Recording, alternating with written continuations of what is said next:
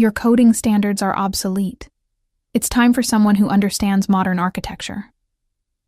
Austin's words sliced through the conference room, leaving a stunned silence in their wake. My colleagues averted their eyes, as if watching someone's public execution. 15 years of dedication reduced to a single humiliating dismissal in front of the entire engineering team at NetSpan Analytics. I could feel the heat rising to my cheeks, but I kept my expression neutral. The termination papers slid across the polished oak table toward me, Austin's manicured fingernails tapping impatiently on the wood. Instead of protesting, I simply nodded, collected the document, and rose from my seat. "Do you have anything to say for yourself, Geraldine?" Austin asked, his voice dripping with false concern for the benefit of our audience. "No, thank you for the opportunity," I replied, my voice steady despite the tremor in my hands. I gathered my belongings, turned on my heel, and walked out of the conference room with my head held high. My name is Geraldine Knox. I'm 53 years old, and until 20 minutes ago, I was the senior software architect at NetSpan Analytics in Columbus, Ohio. For 15 years, I've been the backbone of this operation, developing the custom database framework that powers everything from client data warehousing to analytics delivery for hundreds of enterprise clients. As I packed my belongings into a cardboard box, memories flooded back. Late nights debugging critical systems, weekend work sessions to meet impossible deadlines, and the countless innovations that had turned a struggling startup into a powerhouse in the SaaS industry. Each item I placed in the box represented years of dedication to a company I believed in. Douglas, one of the junior developers I'd mentored, lingered awkwardly by my desk. "This isn't right, Geraldine. They can't just—" "It's okay," I interrupted gently. "Things change. Companies evolve. But your database architecture is the backbone of everything we do here," he whispered, glancing over his shoulder to ensure Austin wasn't within earshot.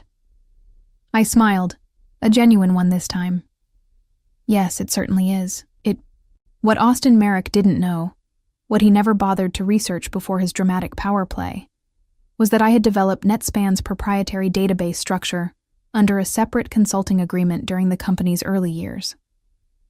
Back then, they couldn't afford to hire me full-time, so we arranged a contract that explicitly stated I retained licensing rights to the architecture unless purchased outright, which never happened. As I walked toward the elevator, box in hand, I felt oddly calm. I had built NetSpan's foundation brick by brick, and now Austin was about to learn what happens when you kick away the cornerstone without checking if it's load-bearing first. I'd been with NetSpan Analytics since before it was even called NetSpan. Back in 2008, when James Holloway approached me with his vision for a revolutionary data analytics platform, the company consisted of 3 people working out of a renovated garage. James had the business concept, but needed someone who could build a database architecture capable of handling massive datasets while delivering lightning-fast analytics. "We can't afford to hire you full-time yet," James had admitted during our first meeting. "But I know your work from Trevanta Corp. You're exactly who we need." We drafted a consulting agreement that allowed me to develop the database architecture while maintaining my intellectual property rights. Paragraph 17, subsection C specified that I retained full licensing rights to the underlying framework unless NetSpan purchased those rights explicitly, a provision James agreed to without hesitation, promising to revisit once they secured their Series A funding. As NetSpan grew, that promise faded. Series A funding came and went, followed by Series B, then a successful IPO. James eventually moved on to become chairman of the board, leaving day-to-day operations to a succession of CEOs who knew nothing about my arrangement. The licensing agreement became buried in the company archives, forgotten by everyone, except me. I never pressed the issue because I loved my job. I expanded and refined the database architecture over the years, turning it into a seamless system that handled everything from data ingestion to visualization. My work became so integrated into NetSpan's operations that few people understood how deeply my code was embedded in every aspect of the company's offerings. Then, Austin Merrick arrived 6 months ago, bringing a wave of disruption with him. At 34, He was the youngest director of engineering in the company's history, recruited from a trendy Silicon Valley startup with promises of modernizing our legacy systems. In meetings, he spoke in a constant stream of buzzwords: microservices, blockchain integration, serverless architecture, while dismissing the robust systems that had served our clients reliably for years. "We need to pivot toward a more agile framework," became his mantra, though he never specified what that meant. I tried to work with him, explaining the elegant complexity of our database structure and how it could be evolved without the risks of a complete overhaul. But Austin saw my caution as resistance, my experience as obstinance. In his eyes, I represented the old guard, a barrier to his vision of transformation. "The tech industry waits for no one, Geraldine," he told me during our last one-on-one meeting, barely looking up from his phone. "Either adapt or get out of the way." I never imagined he'd make the choice for me, but perhaps it was inevitable from the moment he walked through Netspan's doors. The house felt unusually quiet when I arrived home that afternoon. I placed my box of belongings on the kitchen counter and poured myself a glass of wine, then settled into my favorite armchair to process what had just happened. 15 years of my professional life had ended in less than 15 minutes. My phone buzzed repeatedly, messages from concerned colleagues expressing their shock and support. I appreciated their sentiment but wasn't ready to respond. Instead, I opened my laptop and navigated to my personal cloud storage, where I kept copies of all my important documents. The consulting agreement from 2008 was right where I'd left it, alongside meticulous documentation of my intellectual property contributions over the years. I read through the contract again, confirming what I already knew. The licensing provisions were crystal clear, drafted by an attorney who specialized in technology intellectual property. According to Section 29, if my employment were terminated, the company would have 30 days to either purchase the full license or negotiate continued use of the architecture. Without either action, the system would automatically revert to evaluation mode, limiting functionality until licensing was resolved. I'd built this failsafe into the core framework, not as a trap, but as protection for a scenario I hoped would never materialize. The mechanism was documented in the technical specifications I'd submitted to Netspan years ago, though I doubted anyone in the current leadership had read them. My phone rang, displaying James Holloway's name. I hesitated before answering. "Geraldine, what the hell happened? I just heard from Patricia in Human Resources." James and I had drifted apart over the years as he focused on board-level responsibilities, but we still maintained a cordial relationship. "Austin decided my services were no longer required," I replied, keeping my voice neutral. "Said my coding standards were obsolete." James swore under his breath. "That's absolute nonsense. Did you remind him about the licensing agreement?" "No, I didn't. He made his decision quite publicly, in front of the entire team. It didn't seem like the appropriate time to bring up contract details." There was a long pause.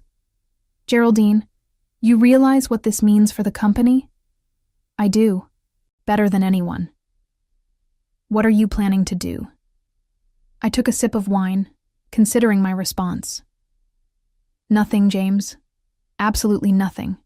The system will do exactly what it was programmed to do when the licensing verification runs on Saturday. I'm simply going to let events unfold naturally." "Austin has no idea, does he?"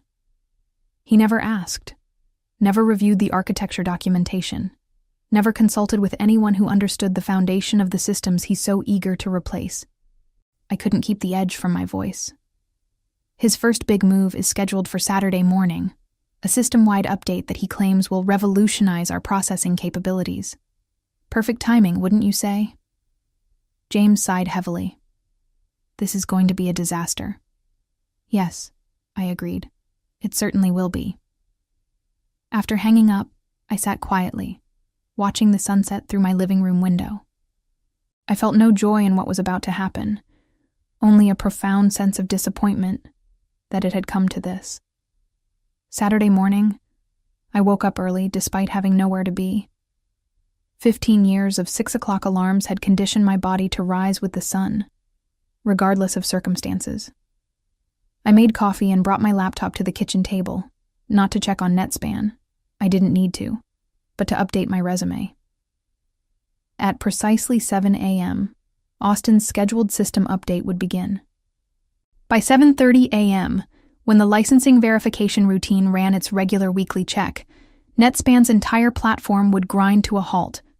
No data queries, no client dashboards, no reports. Just a simple error message. License validation failed.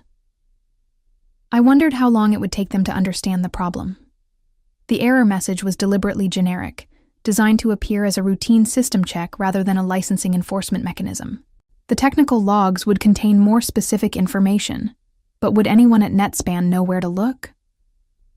At 7:45 a.m., my phone rang. The caller ID showed Douglas's number. "Geraldine, thank goodness you answered. We're in complete meltdown mode here. Nothing's working." His voice was strained, the background noise suggesting chaos. "What happened?" I asked, feigning ignorance. "Austin pushed his big update this morning, and now the entire system is down. Every client is getting error messages. The support lines are jammed. Austin's blaming the database architecture, saying your code must have failed." Of course he was. "I see. He's got everyone searching through your documentation, but nobody understands it like you do. Is there any chance—" "I'm sorry, Douglas. I'm no longer employed by NetSpan. I can't help." My tone was gentle but firm. "But you built this system. You're the only one who—" "Douglas," I interrupted, "this isn't your problem to solve. Trust me on that." After hanging up, I took a deep breath. Part of me felt guilty about the junior developers like Douglas caught in the crossfire, but they would weather this storm. It wasn't about them. By 9 a.m., the calls were increasing in frequency and desperation. I let most go to voicemail, but answered when I saw James's number. "The board is convening an emergency meeting," he said without preamble. "Austin is trying to paint this as a catastrophic failure of your database architecture rather than a licensing issue." "Does he even understand it's a licensing issue?" I asked. "No. Nobody's figured that out yet. They're still treating it as a technical failure." I nodded to myself. They will eventually. The error is logged clearly for anyone who knows where to look.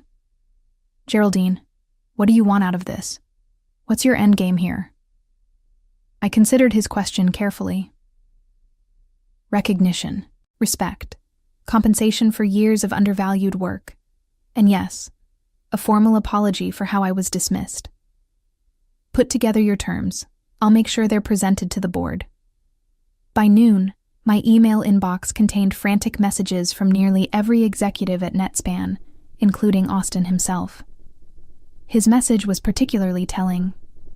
"Whatever you did to sabotage our systems, we will hold you legally responsible." This kind of vindictive action is exactly why we needed to move beyond your outdated approaches. I didn't bother responding. Instead, I contacted Patricia Winters, a technology attorney I'd consulted years ago when drafting the original agreement. Within an hour, she had reviewed the contract and confirmed what I already knew. I was on solid legal ground.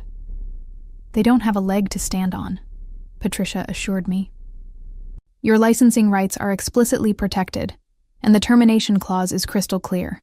If anything, they're the ones in potential legal jeopardy for using your intellectual property without proper licensing after your termination." By 2 p.m., the CTO finally called, his voice a mixture of realization and resignation. "It's a licensing issue, isn't it?" "Yes, Thomas. It always was." The emergency board meeting lasted until well after midnight. I knew this because James texted me updates throughout the evening, his messages growing increasingly terse as the hours wore on. Austin still denying responsibility.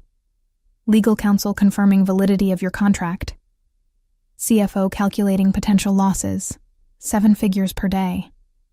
Austin suggesting legal action against you. Legal shot that down immediately. The final text came at 12:43 a.m. Board wants your terms tomorrow. Prepare accordingly. I spent Sunday morning with Patricia, drafting a comprehensive proposal. We were careful not to appear vindictive or opportunistic.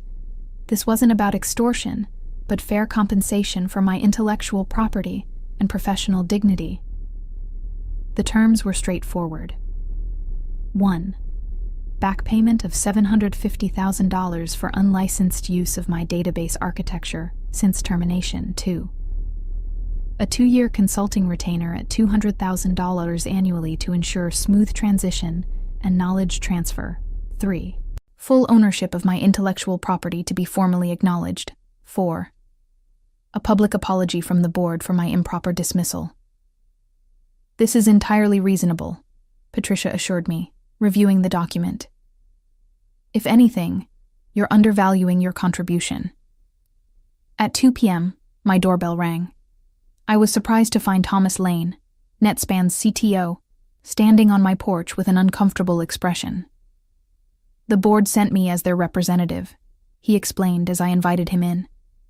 They felt I might be more welcome than others. We sat in my living room, the tension palpable. Thomas had been with NetSpan almost as long as I had, though we'd never been particularly close.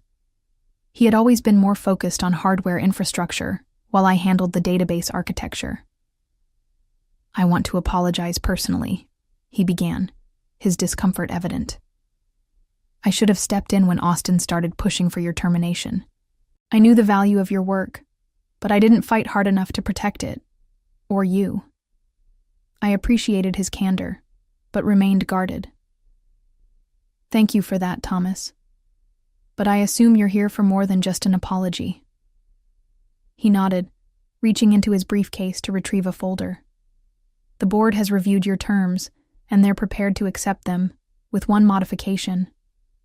He slid a document across the coffee table. They're offering $1, $2 million for the back payment instead of $750,000, acknowledging that your initial figure was actually quite conservative given the potential damages. I raised an eyebrow, surprised by the increased offer. And the other terms? Accepted as presented, including the public apology. They'd like to issue it tomorrow morning if possible. I took the document, scanning the terms carefully. Why the rush? Thomas shifted uncomfortably. Every minute our systems remain down costs us approximately $40,000 in lost revenue and potential client damages.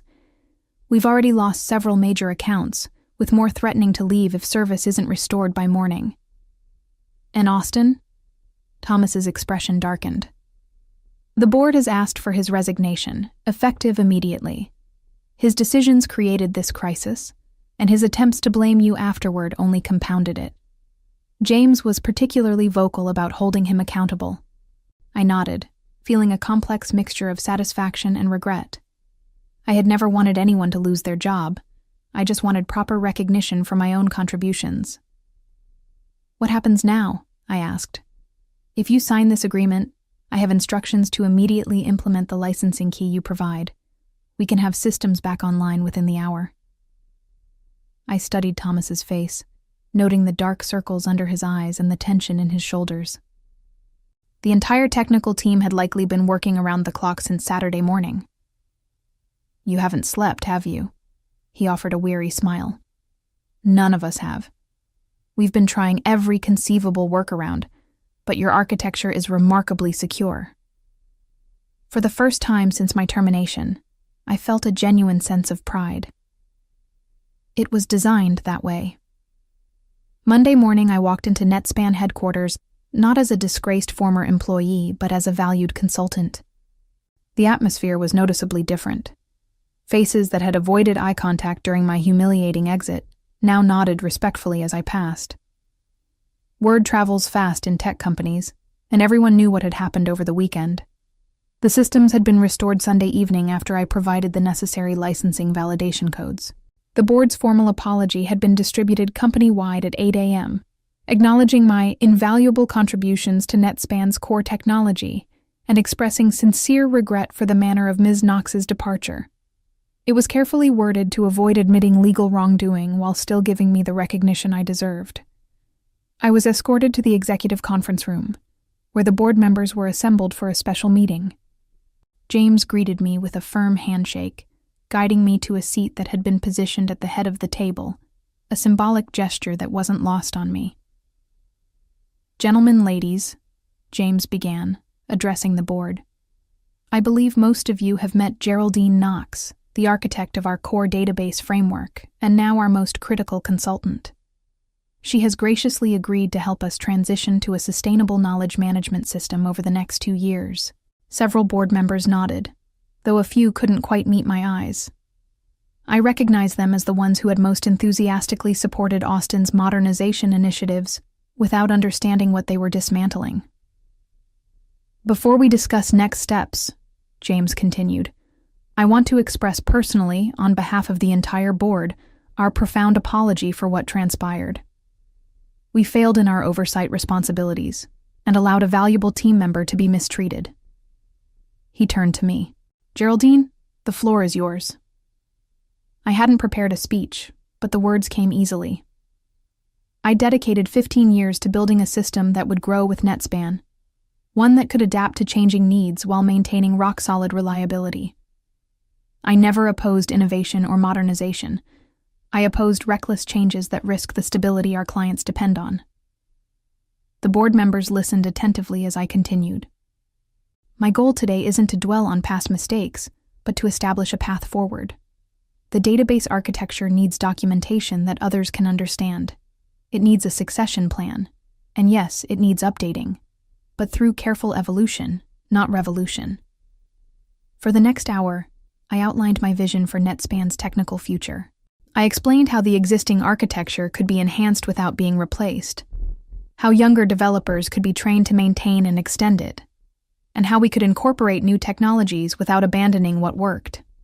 As the meeting concluded, the CEO, who had wisely remained silent during Austin's campaign against me, approached with a somewhat chastened expression. "We've learned a painful lesson about valuing institutional knowledge," he admitted. "Sometimes the person who's been here the longest isn't an obstacle to progress. They're essential to it." I nodded, appreciating his candor. Experience and innovation aren't mutually exclusive. The best systems combine both. Later that afternoon, I ran into Douglas in the break room. His face lit up when he saw me. "You're back. I mean, I heard you were consulting, but—" "I'm back in a manner of speaking," I confirmed with a smile. "I'll be around to help with the transition." He lowered his voice. "Everyone's talking about what happened. Austin really had no idea about the licensing agreement?" He never bothered to ask. Never took the time to understand the foundation before trying to replace it.